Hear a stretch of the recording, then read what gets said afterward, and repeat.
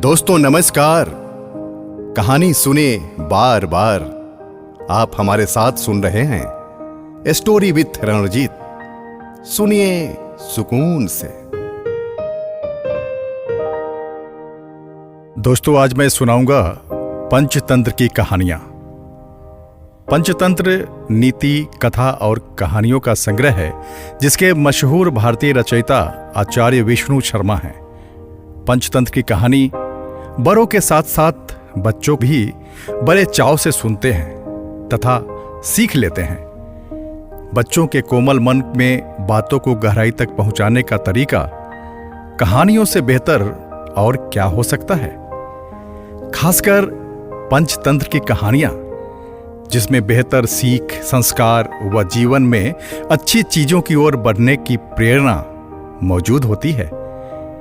पंचतंत्र की कहानियां ही है जो दोस्ती की अहमियत, व्यवहारिकता व नेतृत्व जैसी अहम बातों को सरल और आसान शब्दों में बच्चों तक पहुंचाकर उन पर गहरी छाप छोड़ जाती है।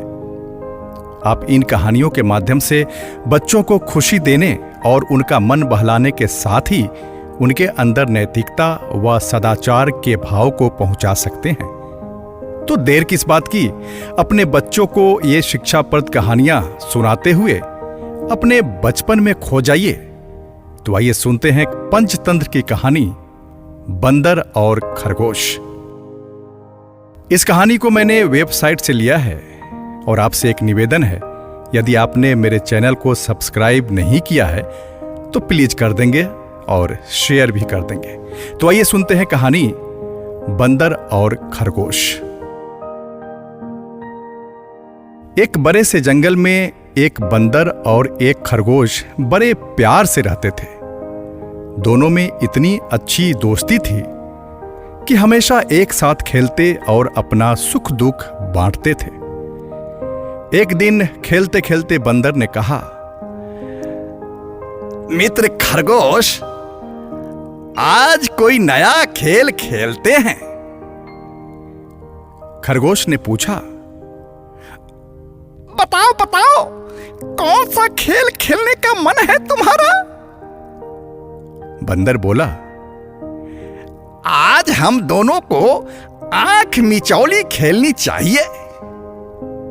खरगोश हंसते हुए कहने लगा, ठीक है, खेल लेते हैं, बड़ा मजा आएगा, बड़ा मजा आएगा। दोनों यह खेल शुरू करने ही वाले थे, तभी उन्होंने देखा कि जंगल के सारे पशु पक्षी इधर उधर भाग रहे हैं। बंदर ने फुर्ती दिखाते हुए पास से भाग रही लोमड़ी से पूछा, अरे ऐसा क्या हो गया है, क्यों सब भाग रहे हैं? लोमड़ी ने जवाब दिया, एक शिकारी जंगल में आया है, इसलिए हम सब अपनी जान बचाकर भाग रहे हैं। तुम भी जल्दी भागो वरना वह तुम्हें पकड़ लेगा।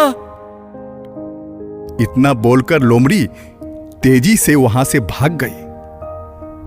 शिकारी की बात सुनते ही बंदर और खरगोश भी डर गया और भागने लगा। भागते भागते दोनों उस जंगल से काफी दूर निकल आए। तभी बंदर ने कहा, मित्र खरगोश, सुबह से हम भाग रहे हैं, अब शाम हो चुकी है, चलो थोड़ा आराम कर लेते हैं, मैं थक गया हूं। खरगोश बोला, हाँ, थकान ही नहीं, प्यास भी बहुत लगी है, थोड़ा पानी पी लेते हैं, फिर आराम करेंगे। बंदर ने कहा, प्यास तो मुझे भी लगी है, चलो पानी ढूंढते हैं। दोनों साथ में पानी ढूंढने के लिए निकले। कुछ ही देर में उन्हें पानी का एक मटका मिला। उसमें बहुत कम पानी था। अब खरगोश और बंदर दोनों के मन में हुआ कि अगर इस पानी को मैं पी लूंगा तो मेरा दोस्त प्यासा ही रह जाएगा। अब खरगोश कहने लगा, अब तुम पानी पी लो, मुझे ज्यादा प्यास नहीं लगी है। तुमने उछल कूद बहुत की है, इसलिए तुम्हें प्यास लगी होगी। फिर बंदर बोला, मित्र, मुझे प्यास नहीं लगी है, तुम पानी पी लो। मुझे पता है तुमको बहुत प्यास लगी है। दोनों इसी तरह बार बार एक दूसरे को पानी पीने के लिए कह रहे थे। पास से ही गुजर रहा हाथी थोड़ी देर के लिए रुका और उनकी बातें सुनने लगा। कुछ देर बाद हंसते हुए हाथी ने पूछा, तुम दोनों पानी क्यों नहीं पी रहे हो? खरगोश ने कहा, देखो ना हाथी भाई, मेरे दोस्त को प्यास लगी है, लेकिन वो पानी नहीं पी रहा है। बंदर बोला, नहीं नहीं भाई, एक खरगोश झूठ बोल रहा है। मुझे प्यास नहीं लगी है, इसको प्यास लगी है, लेकिन यह मुझे पानी पिलाने की जिद कर रहा है।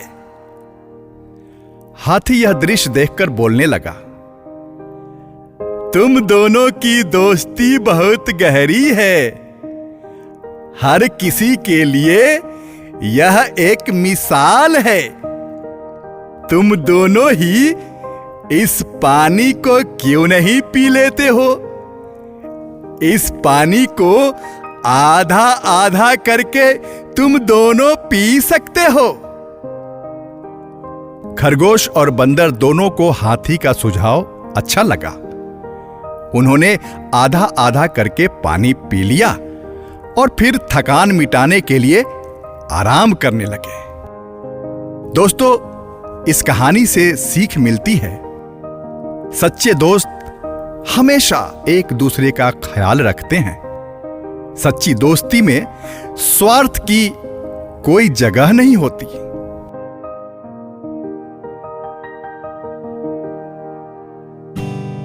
दोस्तों, ये कहानी कैसी लगी ये आप जरूर कमेंट्स में लिखकर बताएंगे, और आगे की कहानी सुनने के लिए आप इसे सब्सक्राइब जरूर करेंगे।